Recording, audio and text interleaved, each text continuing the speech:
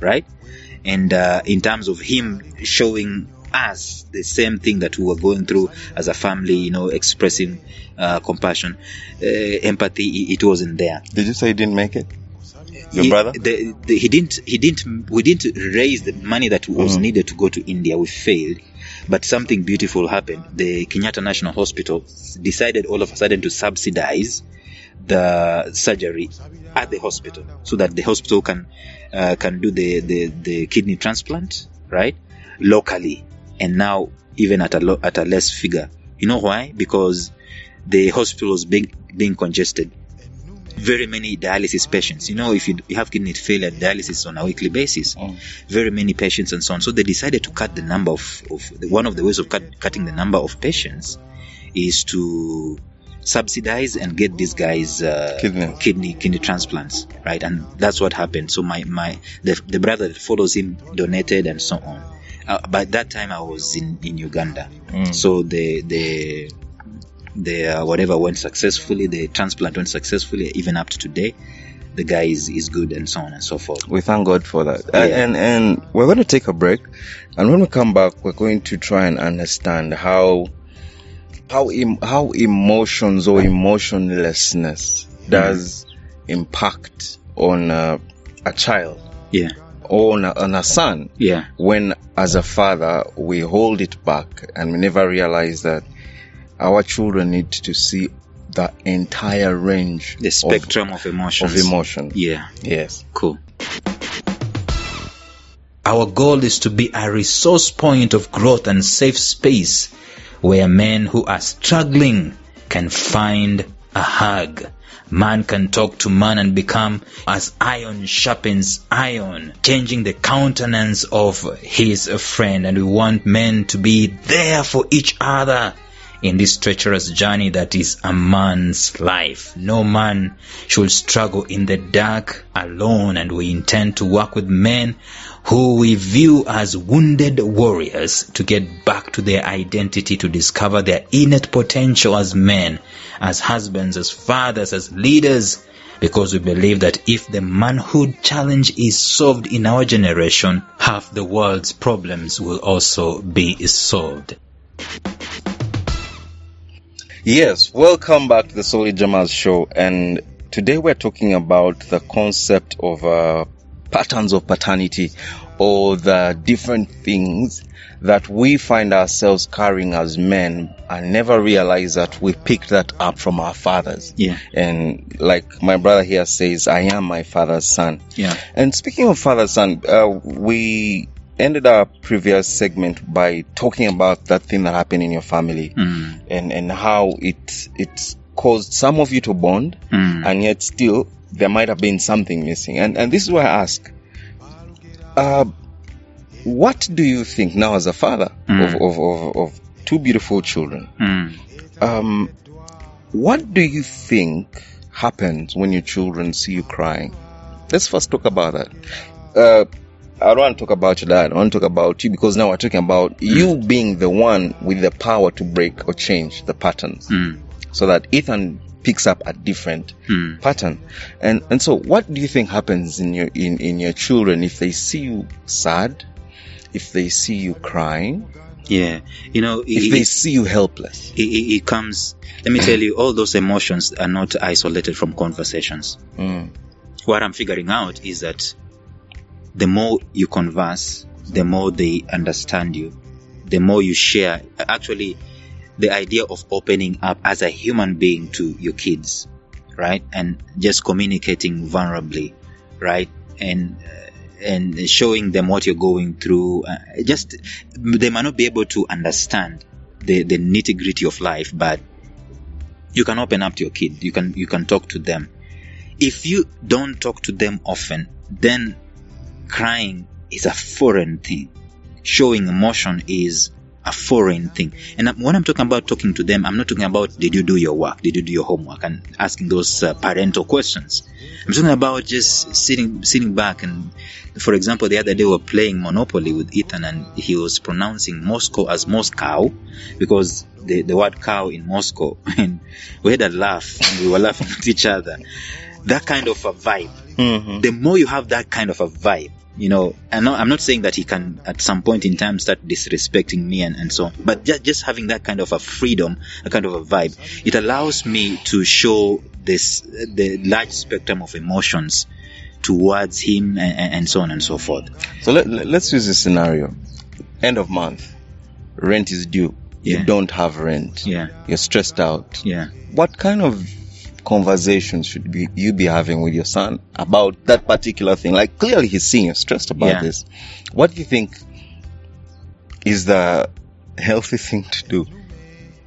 What kind of conversation then? I think, again, also the setup that you have for having such kind of a conversations.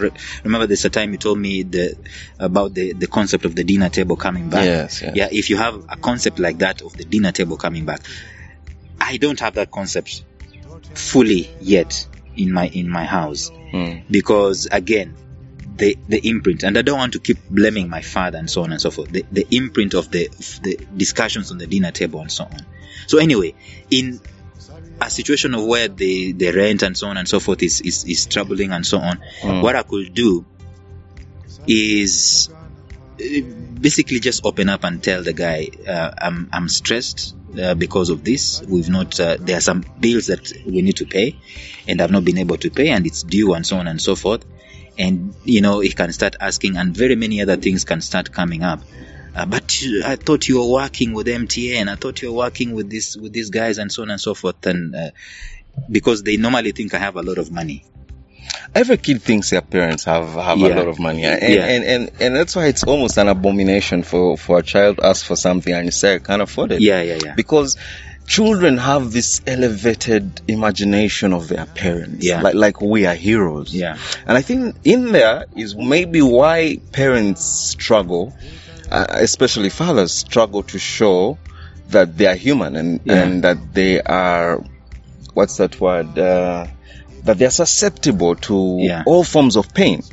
So you have a child, you have a daughter, and they look up to you, you're a hero. And that brings me to this conversation. If you have been watching, anyone who pays any bit of attention to sports knows that this year in February, one of the world's greatest golfers had an accident that had him almost lose his leg. That's Tiger Woods. And he was written off by many people that he'd never play golf again. But guess what? The man is walking again. And about 3 weeks ago, he came out and put out a video of him being on the range again. And then he broke the world's heart when he said, you know what, I might not be able to come back to play golf competitively in the PGA Tour. And then guess what? This week, we see Tiger Woods again on a golf course, and this was what he said, that if it wasn't for Charlie, and Charlie is his son, I wouldn't be here. So Tiger Woods is playing golf again with his son, and they're doing amazing stuff. And that's why I want us to talk about the patterns of paternity. But I want us to look at this thing first of all. Look at the pain that Tiger Woods has suffered in his life. First, this broken leg is physical. Let's talk about the emotional, psychological pain he suffered a few years ago to the point of losing his family, losing some sponsors.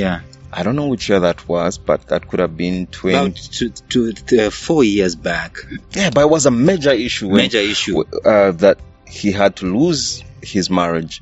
But guess what? Out of all that pain and out of all that brokenness, this man is playing at a world-class level with his son Charlie, and they're playing golf. I want you to share with me what you think of this. What First came out of all, of you guy, because I forwarded you that video. What you see, because the I don't know what those guys, the PGA guys, I don't know if they know about this, but they shot different videos separately of Charlie and of Tiger Woods.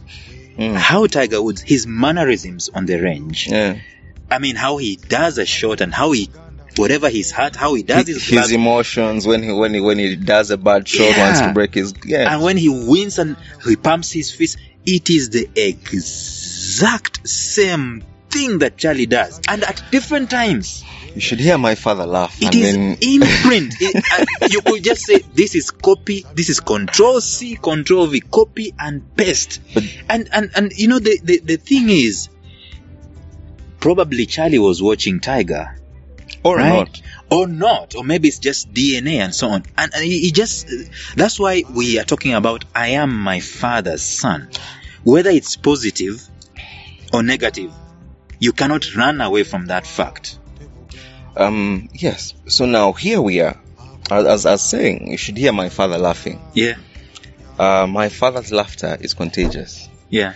But so I got it from him. Yeah. Now I'll tell you two other interesting things. When my father walks, he's taking his walks. Yeah. He always puts his hands behind his back and holds his hands behind his back. So a couple of years back, I think this was 2019, I was taking an evening walk with my daughters, and they were running ahead of me. And so after running, I got tired. And then I noticed something very strange. They put their hands behind their back. Yeah. And they began to walk.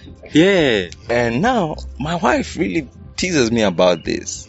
Like, oh, so that is a leader, that's a teacher as well. Yeah. Because that is how I walk. Yeah. So you think about that my father's walking style. Yeah. And now goes to the grandchildren. Now, this thing with my heart. Yeah. You see, I have a heart for every day. Yeah. So one time my dad, like it hit him. It's like, hey, I've been wondering where this heart fascination of yours comes from. I've just realized my grandfather wore a hat every day. So my great grandfather, who was a cattle keeper, wore a hat every day. Yeah. So are you seeing the patterns? The patterns of paternity. And sometimes they don't need visibility for them to. The imprint is basically working 100%. And sometimes it's consciously, unconsciously. It's spiritual. It doesn't even have to be physical. Yeah. That for example, you being a father to your child, even if you are grown apart, there'll be a part of you that is within him. Let me tell you something. There's one negative aspect. I shouldn't be saying this, but there's one negative aspect of our parents that we were saying we know we don't like. There's a brother of mine who made a vow. You know, those inner vows people normally make. I will never. That stuff never ends well. I will never. That guy is doing exactly what he said he will never do, that he saw in his father. And that is what I want us to make this conversation about, because many times the things that we condemn in our fathers are condemned within us. Yeah. That's why the Bible puts it this way, that the father ate the fruit, and the children's teeth are set on edge. Yeah. That sometimes the patterns we start, the habits people fight with, I've said this before and I'll say it again, start at home. Like the person that you would accuse of being an alcoholic, his first drink probably found at home. The person that you accuse of for example, being emotionless, yes, right, this is what he picked up at home to be normal. Yeah. So this conversation would be awry if we do not come to a place and say, let us break some patterns. Yeah. Let us change how we go about this life as men, and how we raise our children. Because, but you know, even not just children, because there's some critical aspect that we're also living out, our wives, our partners, because the way your father imprints in you, and like we've said, it's either consciously or unconsciously, whether it's DNA or it's practical, right? The imprint is always going to be there regardless. It affects also the way we relate in our marital lives. Straight. Right?